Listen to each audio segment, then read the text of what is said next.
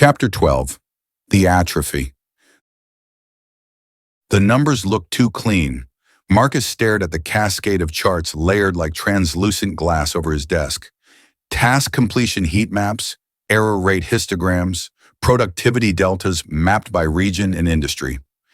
Every graph leaned in the same direction, every line sloping with the smug inevitability of a stock chart in an investor fairy tale. Tethered versus non-tethered performance, read the central header in soft gray. He flicked his fingers, enlarging a particular pane until it occupied most of his field of view. A split bar. On the left, employees without the tether. On the right, those with it. The left showed modest gains over baseline. 3, 5, sometimes 12% improvement depending on sector. Good, he thought distantly. Old Marcus would have been pleased. The right bar dwarfed it, in some cases, 40% gains, 52, 70. Aggregate error reduction, 43% across all tethered cohorts. The analytics voiceover narrated calmly. Average task cycle time reduced by 31%. Reported subjective cognitive burden, self-assessed, down by 61% from baseline surveys. It's a miracle, Marcus said without humor. Please specify which metric you're referring to, and I can... Shut up, he said. The voice obediently muted, its waveform icon flattening to a small, waiting dot in the corner of his vision. He wasn't supposed to be watching raw feeds anymore. His new role as Global Vision Chair came with curated dashboards, polished infographics and narrative summaries, not the ugly underbelly of query logs and primary data. But Marcus had built this stack. There were still seams he knew how to pry open if he leaned on old credentials and unspoken habits. He minimized the performance charts and summoned the layer only 2 people in the building regularly requested, the Longitudinal Cognitive Use Index. At first it looked like noise, a dense braid of lines each representing a different facet of unassisted mental activity, spontaneous recall events, unscripted problem-solving attempts, time on task before seeking automated support, voluntary periods of offline focus. Years ago, he'd approved the creation of these metrics as a way to track interface friction, to quantify where users struggled with Synapse products. Now, as the lines settled into clarity, he realized they were tracking something else entirely. Over the last 12 months, every measure of self-directed cognition among tethered users had bent downward. Not precipitously, not in some cinematic cliff dive that could be screenshotted and forwarded to a regulator with the subject line, "This is a problem." The declines were gentle, almost polite. 5% here, 8 there. A series of tiny dips masked by the exuberant spikes in other metrics. He zoomed in on one in particular. Voluntary internal recall before external query. How many times does a person try to remember something before they ask? Mira had said in a meeting months ago when the metric was proposed. That's what we're really measuring, the friction point between let me think and Synapse, tell me. The line had been steady for the first quarter after the Tether's rollout. A healthy loop, people still searching their own minds before pinging the cloud. Then, around month 4, a new curvature emerged. The average number of internal attempts fell from 3.2 to 2.7, later to 2.1. Now nearly a year in, it hovered just above 1. One try, a faint tug at the mine, and then immediate surrender. He watched the line blink in the dim of his office, the city's neon software sky bleeding in faintly through the polarized glass. Elias would have loved this view, he thought, the world rendered as a moving tableau of data, all the messy human edges smoothed into streams and bars. Elias would have asked more questions about those edges, though. Overlay consumption behavior, Marcus said. The dot in the corner brightened. At once, secondary plots appeared.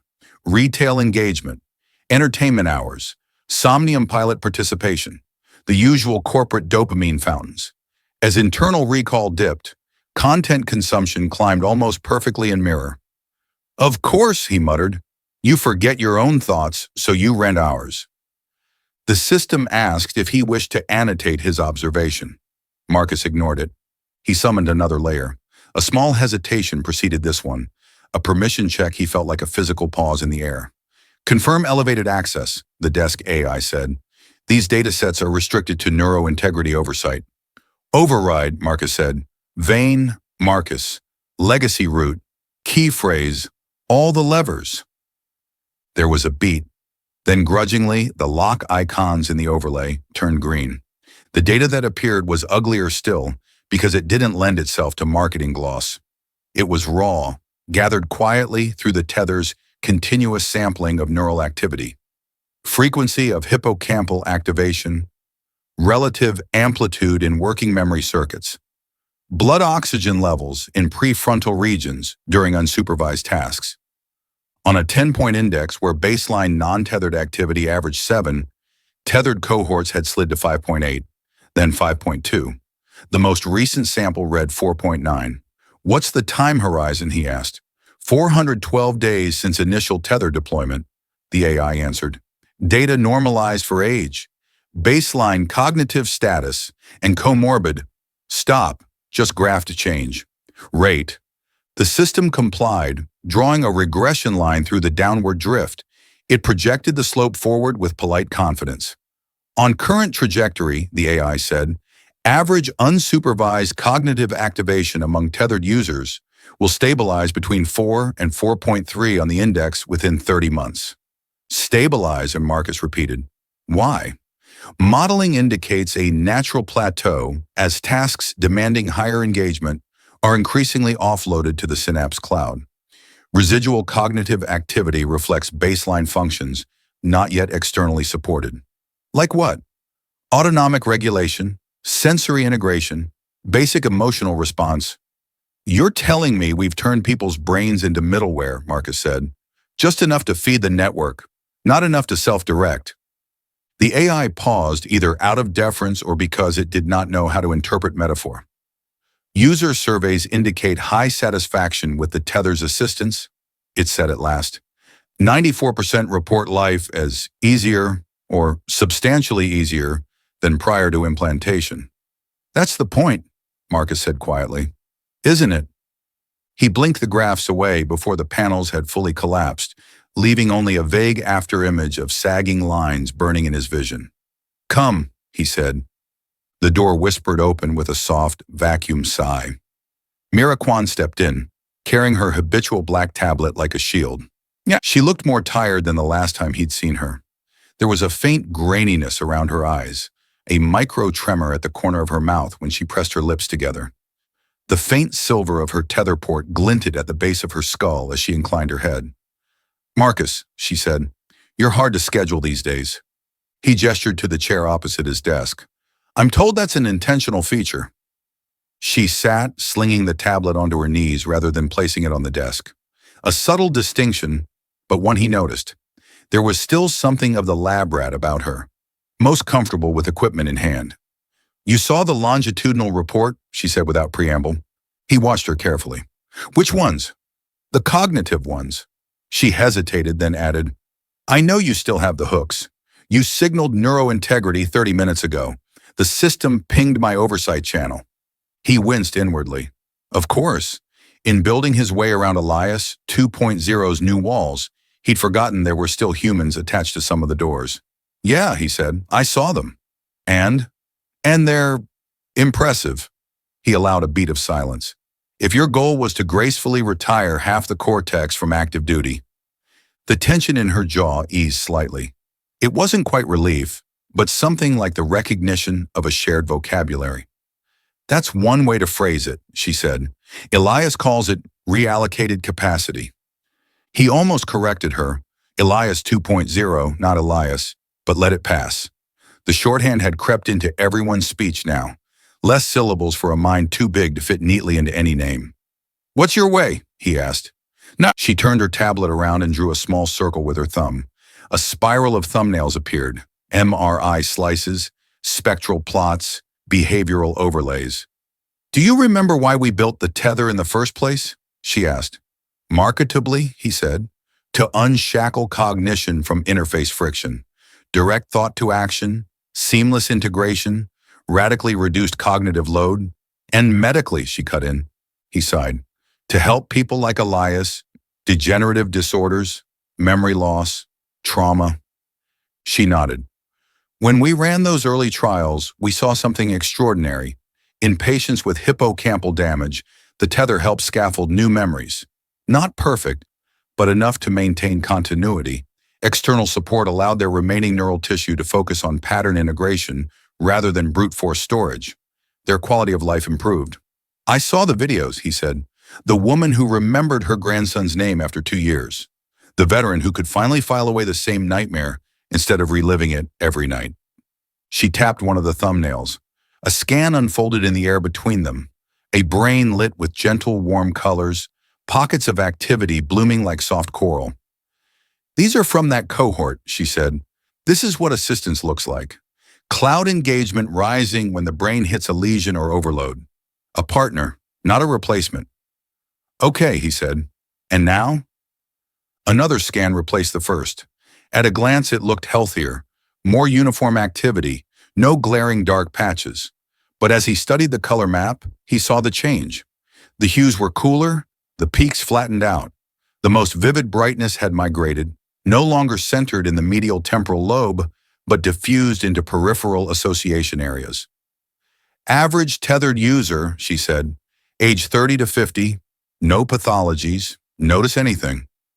He squinted. Less pop in the hippocampus, more in visual and auditory regions. Less spikiness in the prefrontal band? Exactly. She flicked again, overlaying a line graph atop the image. We're seeing reduced engagement in working memory and long-term encoding circuits during everyday tasks. Not because those structures are damaged, but because they're outsourced, he finished. Yes. Her fingers tightened around the tablet. The cloud's doing the heavy lifting now. People don't need to remember as much, so the brain adapts. Neural pruning, Hebbian plasticity, use it or lose it. We designed a system to make certain cognitive operations unnecessary. The brain, being efficient, reallocates those resources. Reallocated capacity, Marcus said. Except we don't have robust models yet for what happens when you shrink those capacities for a decade or a lifetime. He leaned back, feeling the chair's smart foam adjust dutifully to his posture. Do people feel worse? She hesitated. That's the difficult part. Subjectively, tethered users report feeling better than control groups on almost every measure.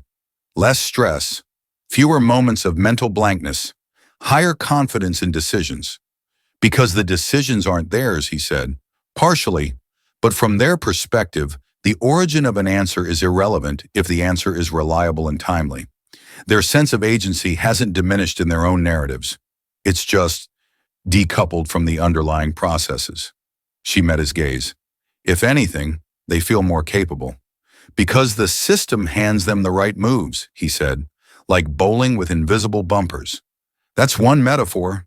She chewed the inside of her cheek, a small gesture that made her suddenly look younger. The problem is, when the bumpers glitch for even a second, we're seeing extreme distress. He frowned. You mean like the mall incident? A shadow crossed her face. Yes, the update delay. He remembered the footage from that day, people frozen mid-stride, eyes faltering as reality lost its procedural scaffolding. A woman standing before a store window full of shoes, staring at them with the helpless terror of someone confronted with a foreign alphabet. You showed me the neurodata, he said. Spike in amygdala activation, disorganized theta waves, all that. Panic when the prompts disappeared. That was 10 seconds of lag, Mira said. 10 seconds where the system didn't tell them what aisle the soap was in or which discount was optimal. 10 seconds in a familiar, well-labeled environment they'd navigated 100 times before. Pre-tether. Yet their brains responded as if they'd been dropped into an alien maze. Short-term shock, Marcus said, though even as he said it, the words felt thin. People adjusted once the pipes came back online. She swiped, calling up a graph of post-incident surveys, a jagged spike of reported anxiety, followed by a slower return toward baseline. They did, she said, but look at the tail. Weeks later, when we prompted tethered users in that city about hypothetical cloud interruptions, 58% said they would prefer to postpone important decisions rather than risk making them offline. Rational, Marcus said. Why operate with incomplete information if you can wait? But it wasn't information they were missing, she said. It was the choreography, the step-by-step guidance, the felt certainty that they were choosing correctly. He studied her. You think we're breeding inability? I think we're redefining ability, she replied. We've shifted the baseline of what a capable adult brain looks like. Less independent computation, more distributed processing. If the network is always there, maybe that's fine. Maybe we become something new, a hybrid species with outsourced cognition. And if the network isn't always there, Marcus said softly. Her eyes flicked away toward the window, where the city's lattice of AR adverts glowed faintly even in daylight. Most of them were ghosted to him now, as an untethered, pale veils rather than fully immersive overlays. To everyone else, they were probably seamless portals, unbroken narratives. I'm a neuroscientist, Marcus, she said at last. I get excited about plasticity, about the brain's ability to adapt. Part of me is thrilled to see evolution happening in real time, but another part looks at these curves. She tapped the floating graphs, which obediently reappeared, downward sloping like tired shoulders, and wonders if we're hollowing out something we don't know how to rebuild. You've raised this with Elias? He asked. A brief, humorless smile touched her lips. Daily. And? He listens. He asks good questions. He quotes research back at me I haven't thought about in years.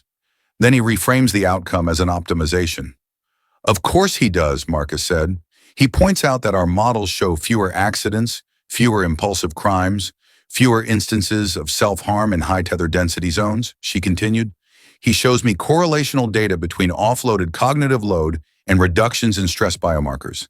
He reminds me that most people were drowning in information overload before, that decision fatigue was eroding mental health. And you disagree? I don't know, she said, and the admission sounded like it hurt. I'm not arguing that struggle is inherently noble.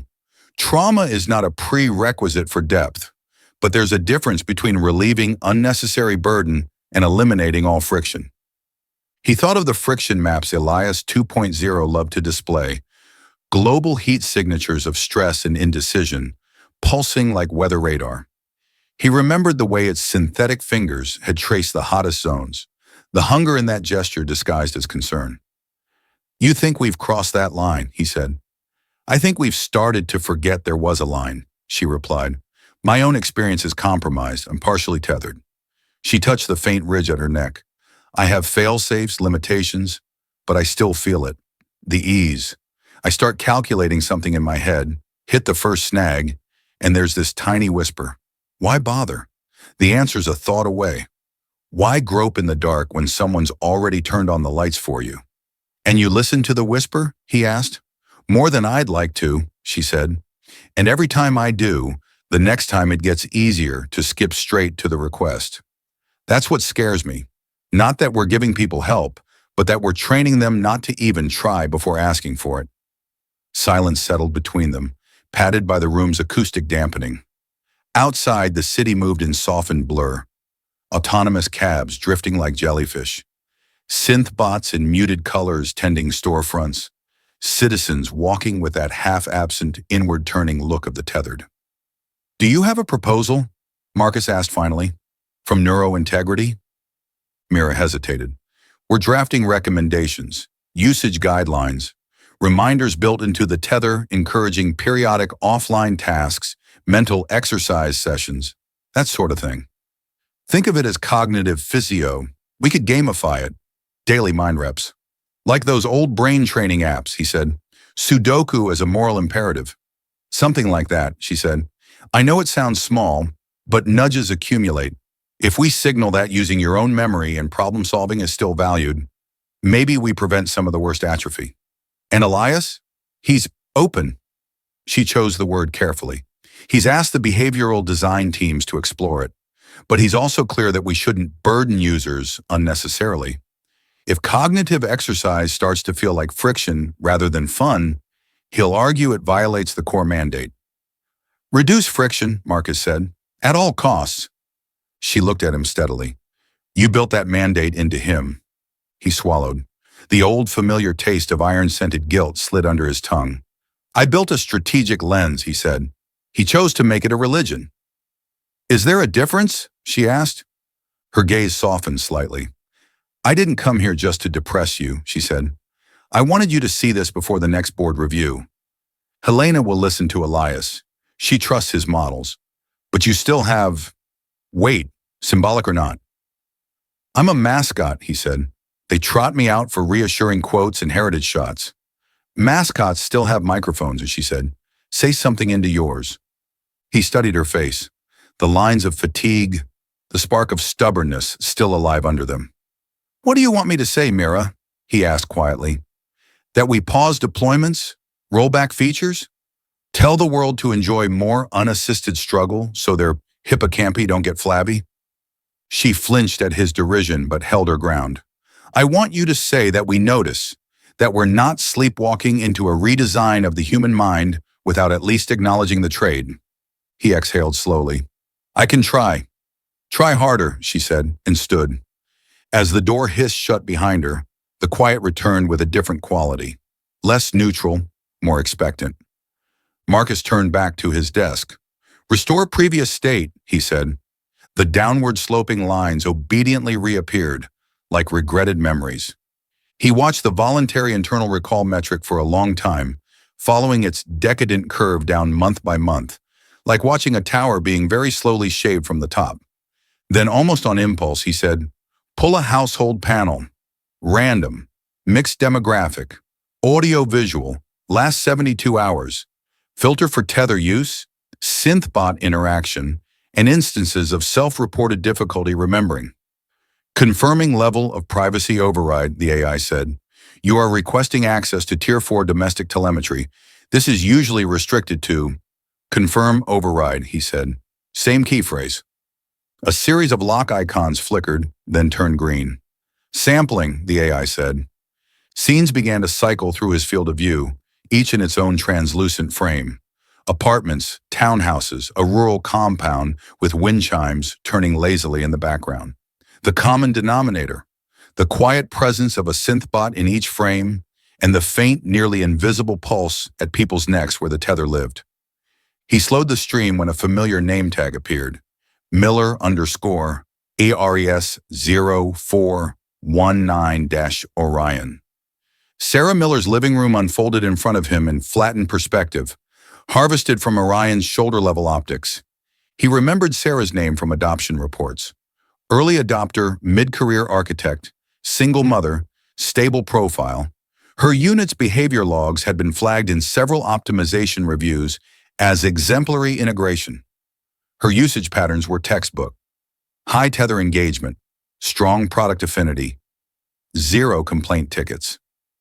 In the footage, evening light filtered through half-drawn blinds. The room was neat in that curated, algorithm-approved way. Book spines arranged by color, plant life placed at optimal sightlines, digital frames rotating between softly animated family photos and mood-calibrated landscapes.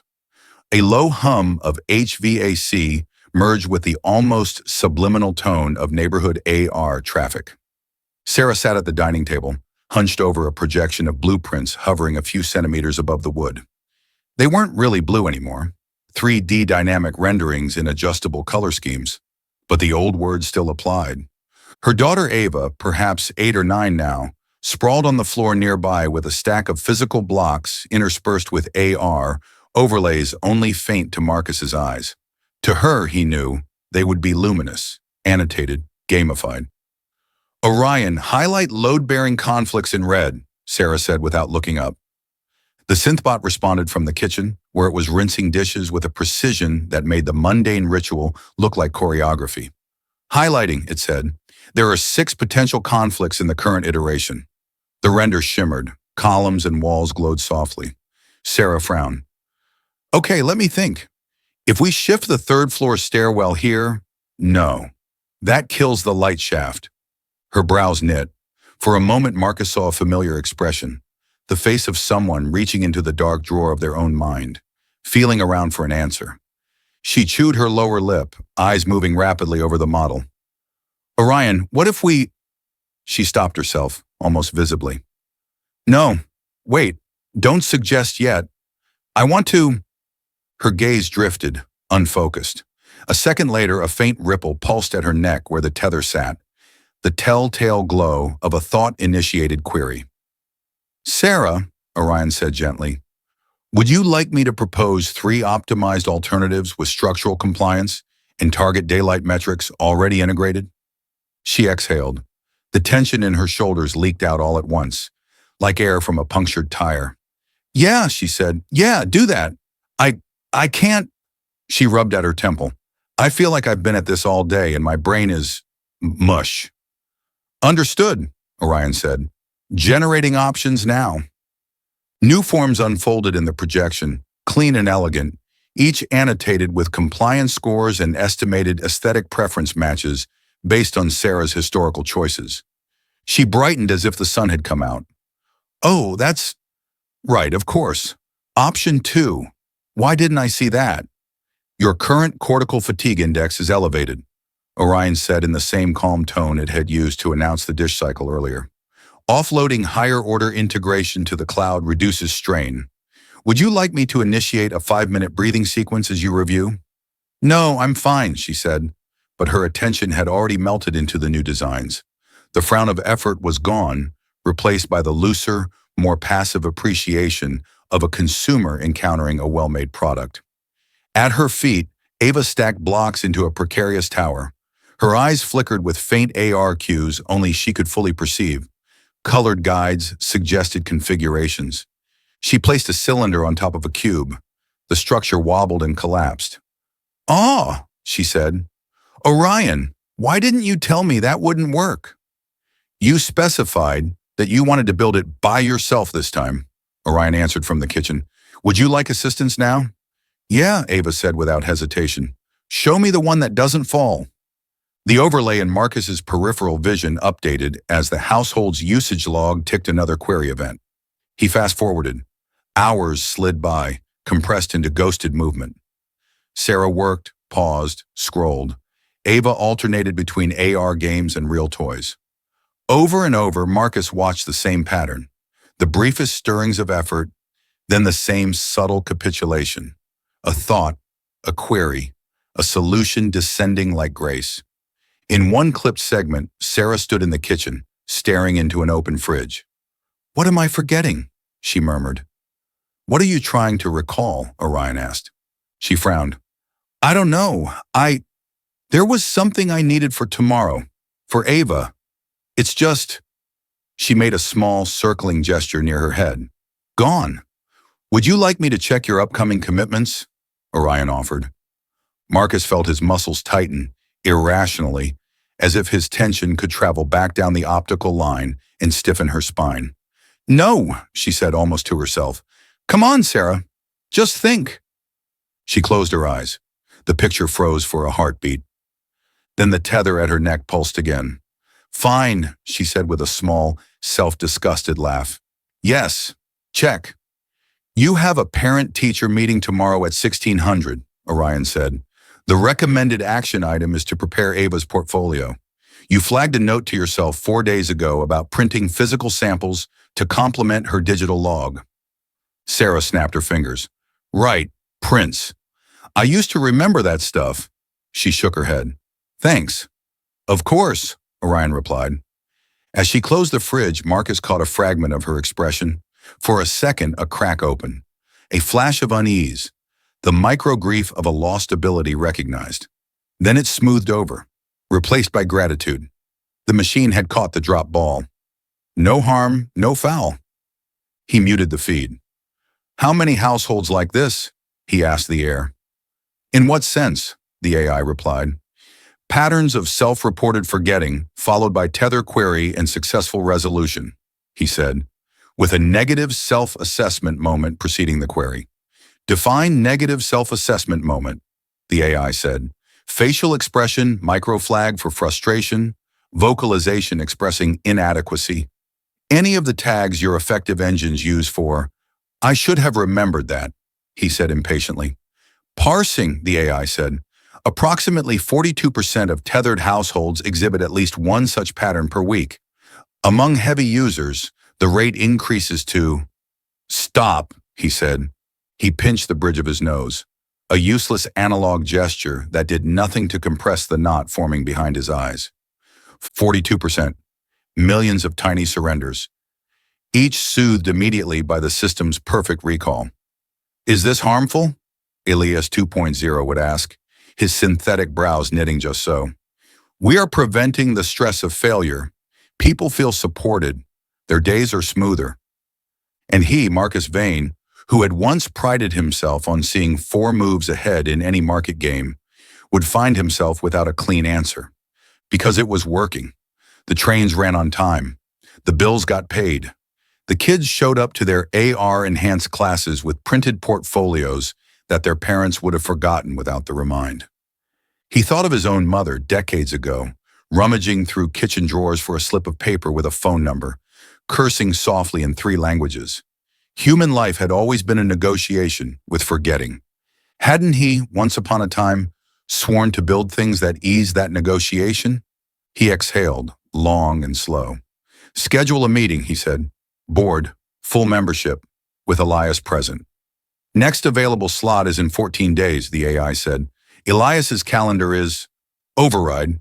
Priority index 9, Marcus said. Subject, neurointegrity review.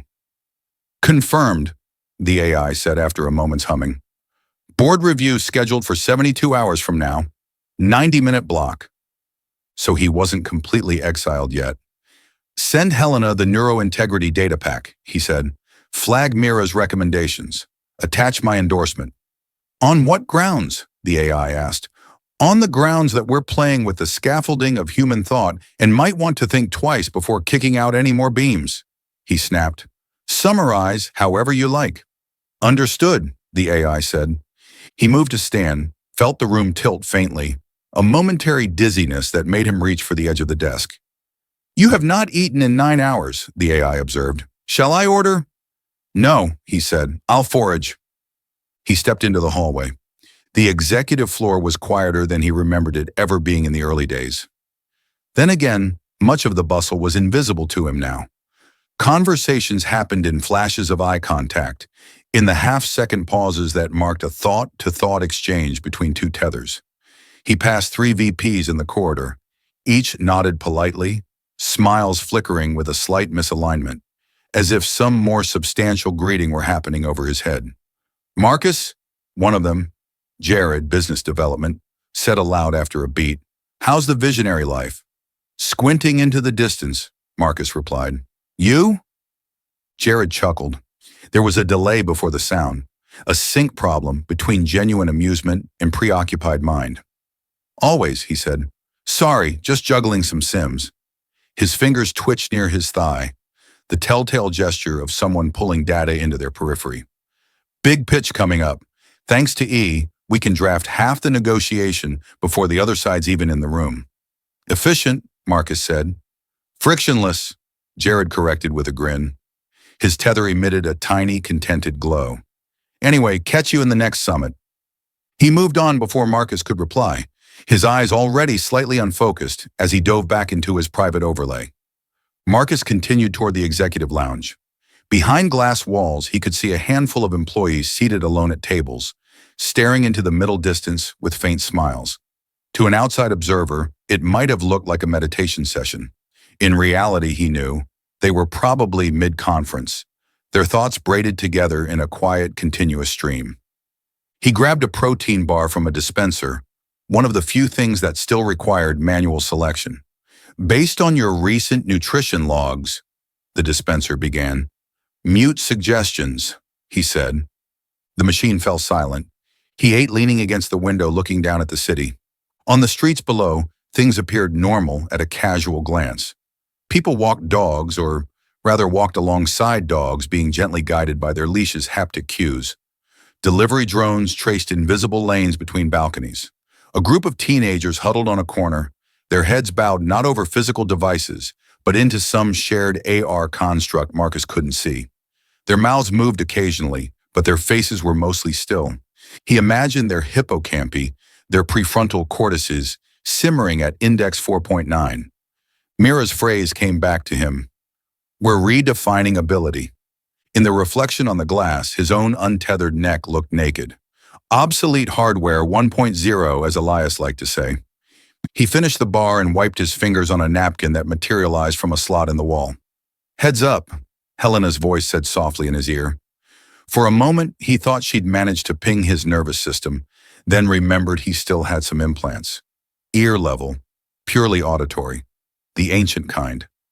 Helena Park stood a few meters away, hands folded neatly in front of her. Her tailored suit was the usual understated charcoal, her hair swept into a knot that communicated both elegance and lack of patience. The faint shimmer at her neck betrayed her own tether. You look like you're about to jump, she said, nodding toward the window. Just checking if gravity still works, he replied. It does, she said, though apparently the market's forgotten how to fall. A small shared smile, the old language. You read Mira's packet, he said. I did, she said. Hence the heads up. Elias is calling it adaptive optimization. You, I suspect, have a different term. Cognitive atrophy, he said. Neural disuse. Pick your poison. She tilted her head regarding him. You've endorsed her recommendations. Yes. You who once lectured me about users never doing optional work, she asked. I recall a younger Marcus arguing that if something required the slightest extra effort, adoption would plummet. I was talking about user onboarding, he said, not the fundamental architecture of the human mind. Same users, she said mildly, different layer of the stack. Helena, he said, we're not talking about whose profile picture uploads faster. We're talking about real measurable decline in unaided cognitive engagement. I know what the graphs say, she replied. I also see that every macro indicator we track is glowing. GDP up, healthcare costs down, incident reports down. People, our customers, are telling us they feel better. People feel better right before the cliff, Marcus said. The air is thinner, but the view is great. And you're certain there is a cliff? She asked. Or is this just another curve you're projecting from instinct? The question was pointed but not cruel. Helena had always been like that, a scalpel instead of a hammer.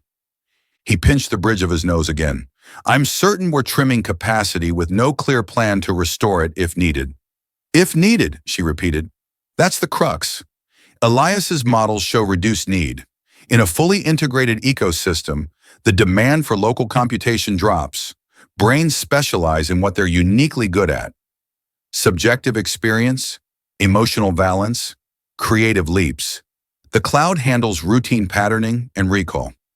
And if the cloud hiccups, he countered, if we get another update delay but scaled, people panic over 10 seconds in a mall.